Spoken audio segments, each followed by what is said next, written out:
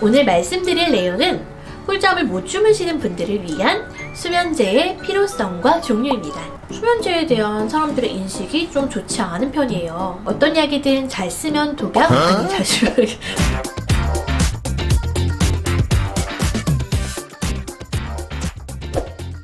안녕하세요. 보면 볼수록 매우 건강해지는 의사 볼메의사입니다. 영화 같은 걸 보면 수면제를 나쁜 일에 쓰는 경우가 종종 있어요.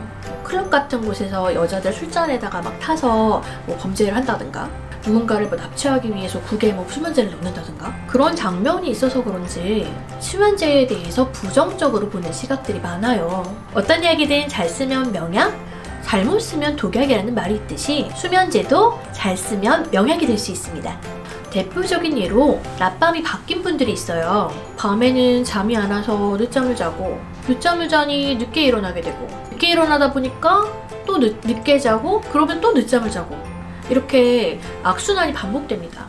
이 악의 순환을 어떻게 끊을 것인가? 이렇게 낮밤이 바뀌신 분들은 한 11시, 10시 정도에 처방받은 수면제를 복용을 하고 취침을 하셔서 6시, 7시 정도 기상을 하시는 패턴을 한 일주일 정도 반복하시면 정말 완전히 안정된 패턴을 가지실 수 있고요.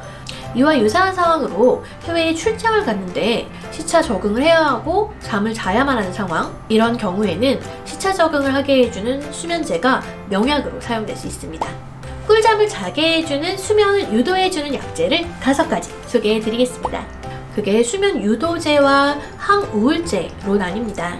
항우울제는 우울할 때 쓰는 거 아닌가요? 이렇게 궁금하신 분들도 있으실 텐데요.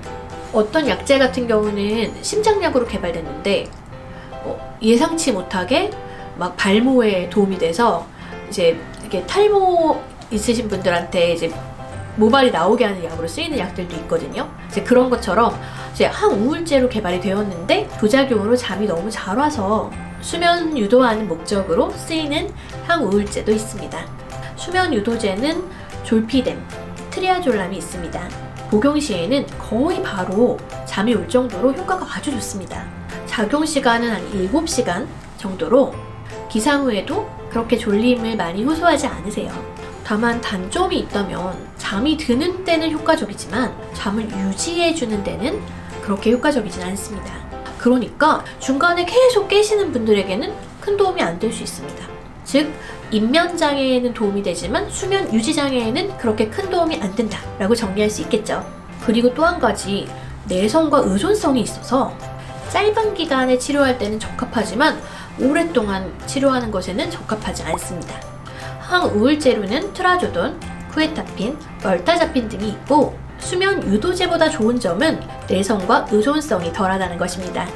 그러면 항우울제가 수면 유도제보다 더 좋은 약이 아닌가? 라고 말씀하실 수도 있는데, 어떤 약이든 작용이 있으면 부작용도 있을 수 있습니다. 항우울제도 입마름이나 소화가 잘 안 되거나, 남성의 경우에는 이제 사정이 지연된다거나 남녀 모두에게 성적인 호기심이 떨어지는 이런 부작용이 있을 수 있습니다. 그런데 만약 어떤 남자 환자분이 불면이 너무 심해서 생활이 안 돼요 이렇게 내원을 하셨는데, 이제 불면증도 있으시면서 우울감도 동반되시고 이제 졸음까지 있으시다, 이제 이렇다고 하면 수면 유도제보다는 항우울제 쪽으로 처방하는 것이 더 적합한 처방이 되겠죠. 이와 같은 사례처럼 불면증 치료와 약 처방에 있어서 의사의 진료가 반드시 필요한 이유는, 한 가지 약을 드신다고 해도 그 어떤 약의 부작용이 그 환자 자신의 다른 질환에 도움이 되는 경우도 있을 수 있기 때문입니다. 면밀한 진료가 그래서 아주 중요합니다. 그리고 제 경험상 불면을 일으키는 원인 중 상당수가 비만이 있었습니다. 비만하니까 기도 확보가 잘 안 되면서 코골이나 수면 무호흡으로 이어지는 경우가 많습니다. 그런 경우 질 좋은 수면을 취하지 못해서 문제가 됩니다. 깨어있을 때도 중간중간 누가 숨을 못 쉬게 코랑 입을 막는다고 생각해보세요. 얼마나 불편할까요? 얼마나 스트레스입니까? 또 코를 골면 옆에 있던 사람도 시끄러워서 깨는데 당사자는 또 얼마나 시끄러울까요? 그래서 요즘은 코골이 환자들, 수면 무호흡 환자들이 건강보험 적용을 이제 받는 그 사례들이 더 많아지면서 양압기를 많이 사용을 하시게 됐어요. 수면을 하실 때 양압기가 소리가 좀 많이 나거든요. 그래서 소리가 크고 또 불편하시니까 자꾸 벗으세요.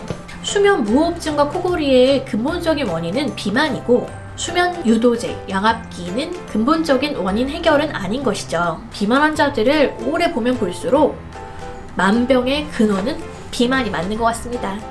국민 새해 목표 다이어트 올해 꼭 성공하시기를 바라겠습니다. 이상 볼베의사였습니다.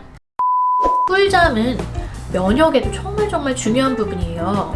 그리고 수면 유도제는 명약이 될 수 있지만 반드시 수면 유도제를 시작하시거나 끊으실 때는 의사의 처방과 상담을 통해서 시작하시거나 끊으셔야 돼요.